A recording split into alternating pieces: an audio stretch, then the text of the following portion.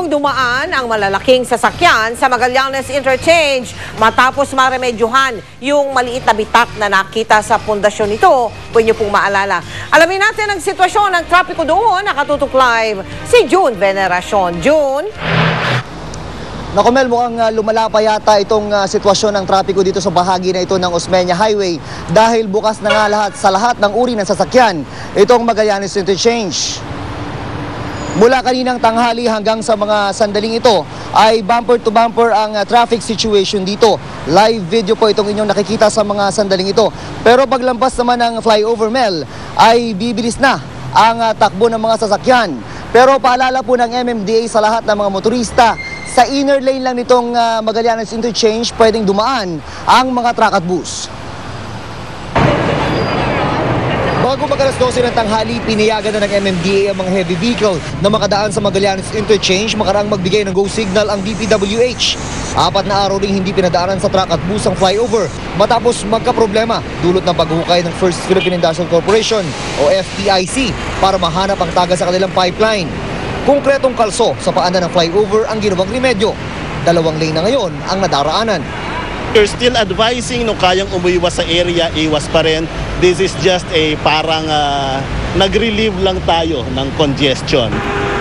Ito ang latest video ng pagkukumpuni ng FPIC sa may taga sa bahagi ng pipeline. Tinapalan nito ng metal casing makaraan ang welding at patching. Pagmamalaki ng FPIC, kahapon pa walang tumataga sa 5 magkakatabing butas na singlaki ng munggo. Ang susunod na gagawin, pressure test para masigurong wala ng tagas. Pero sa basement ng West Tower Condominium, tuloy-tuloy pa rin ang fuel leak.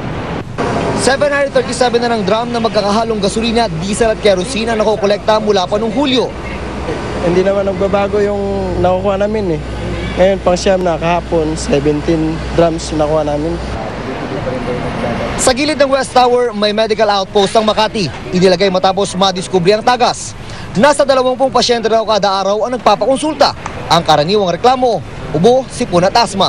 Hindi lahat ng mga sakit na nakikita namin dito ay directly related or caused by the gas leak, no? Mel, dahil nga sa sakit sa ulo ng trapiko rito, sabi ng MMDA, ay mananatiling nakadeploy dito sa bahagi na ito ng Osmeña Highway ang may 100 traffic enforcer na inilagay dito ng MMDA. Mel. June, pakitanong lang, anong ginagawa doon sa langis na nakukuha? Doon sa West Tower Condominium, o baka alam mo na? Mel, ganito ang sitwasyon dyan. May kinontrata itong mga taga West Tower na kukuha ng mga naipon dito na drum-drum na magkahalong ang petrolyo, itong kerosene, diesel at gasolina. Kinukontrata nila yan. Kung may maiipon na ng mga 20 drums, Mel, saka na ito dadalhin itong mga nakontrata ng West Tower para dali naman dun sa isang planta sa Valenzuela. Isa itong certified treatment facility. Certified po ito ng Department of Environment and Natural Resources. Doon magsisimula yung disposal nitong mga nakukuhang petrolyo dito sa lugar na ito, Mel. Yung sabihin, pinagbibili nila, gano'n?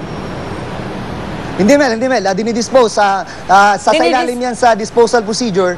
Saka naman, mawawala na. Yun na yung gagawin niya. I-dispose. Pagkatapos, mananatili na doon yun. At kung sakali man, magkakaroon pa ng treatment. At yun na nga ang gagawin nila, Mel. Hindi na nagagamit ulit yun? Tinatapon na lang?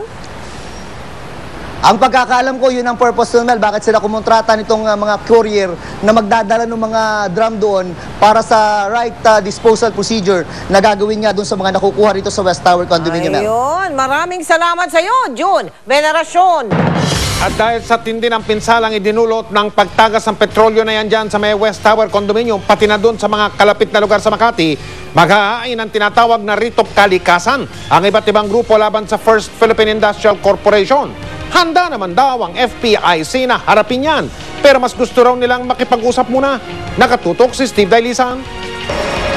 4 na buwan na mula nang lisanin ni Jessie Reyes ang West Tower Condominium. Bukod sa upas na nirerentahang tirahan ngayon, nagbabayad pa rin sila ng condo dues para sa unit na di naman nila natitirhan. Damit lang daw ang kanyang nadala. Pinapayagan naman daw silang pumanik sandali pero di na naibaba ang mga gamit dahil nasa 17th floor ang kanyang unit. Ang category siguro ng area namin and even the neighborhood, parang undoy building. At the same time, baka hindi na insurable ang building because of the risk. Ito yung fire exit ng West Tower Condominium. Dito dumadaan pansamantala yung mga residente na bumabalik dun sa kanilang mga unit para kumuha ng ilang mga personal na gamit. Medyo masikip at madilim dahil pinatay yung mga ilaw, pero kailangan daw nilang magtiis, lalo na yung mga nakatira dun sa mataas na parte nitong gusaling ito.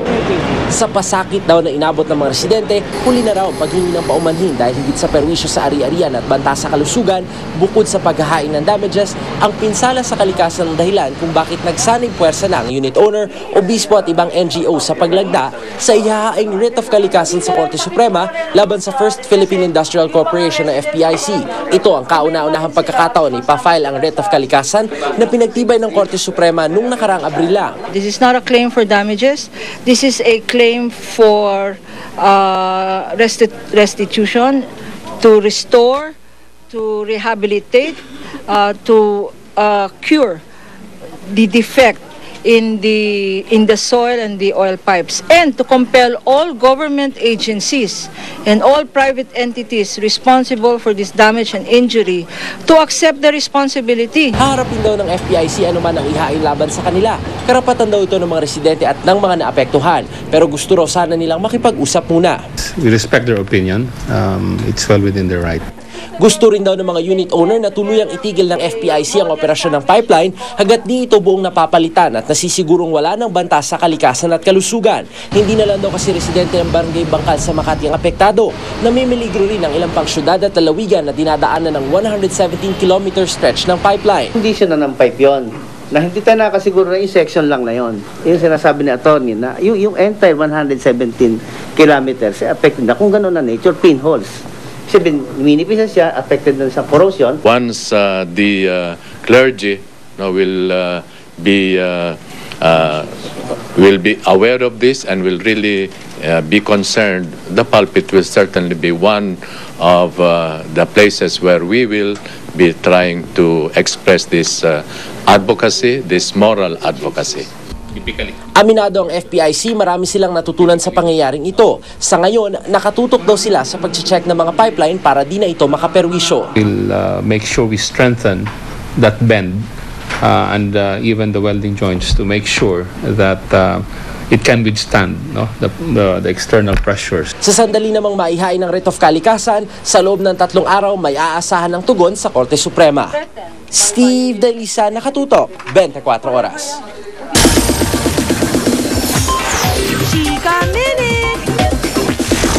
Very exciting ang 2-week stay ni Krista Kleiner sa China, kung saan nirepresent niya ang Pilipinas sa Miss International Pageant.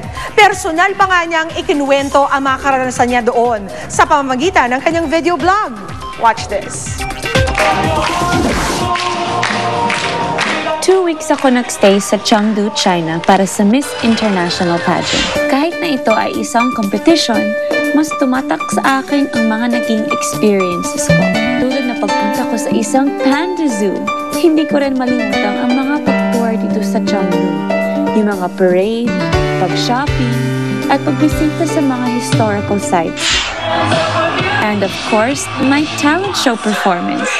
Super hit ang aking kantang Beauty Queen na sinulat naman ni JR para sa pageant na ito. Lalo nang sinabayan ko ng dance, martial arts, and pagtsako.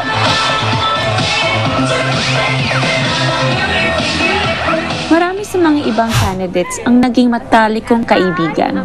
Okay, so I want you guys to meet someone who I absolutely adore from day one of this pageant. And here she is. Introduce yourself, darling. My name is Ornella Gunasekar. I'm 18 years old and I come from Sri Lanka. And I'm Krista's biggest fan. Super natuwa din ako nang dumating dito sa China ang dalawa sa pinakamahal kong tao sa aking buhay. So the love of my life just arrived with my mom and